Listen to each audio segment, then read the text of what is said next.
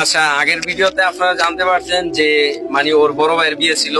তো আমরা ওর close friend, আমরা একসাথেই চলাফেরা করি। হ্যাঁ, সবসময় দুঃখে সুখে একসাথেই, মানে কোনো সমস্যা হইলে সবকিছু শেয়ার করি, ও করে।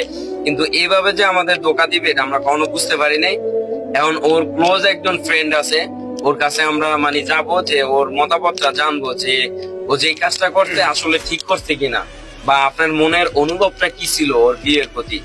আচ্ছা, আপনি যদি একটু বলতেন, মানে আপনার আপনার সাথে যে কাহিনীটা ঘটছে, ও যে আপনার মনটা ভাঙিয়া দিছে, এখন আপনি কিছু অনুভব প্রকাশ করেন যে এই কাজটা কি আপনার সাথে ঠিক হয়েছে কিনা। প্রথমত আমাদের সামনে একটা বাটফারি করছে। বাটফারি বলতে একটা প্রতারণাই বলতে পারেন। যাই হোক, কি আর বলবো, আমরা পুরাই হতাশ। আমগো মনটা ভাঙিয়া দিছে সে।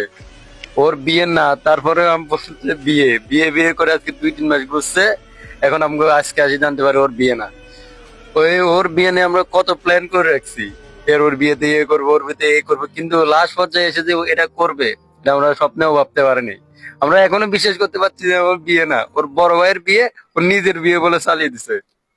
মূল কথা হচ্ছে এটা। আচ্ছা শুনেন, যাই হোক, মানুষের কষ্ট থাকে। এখন তার বলে যে ফ্রেন্ড সার্কেলের ভিতরে যে এরকম একটা ধোকা দিব, এই জিনিসটা বন্ধু আপনি মানে মোটেও ঠিক করে নাই।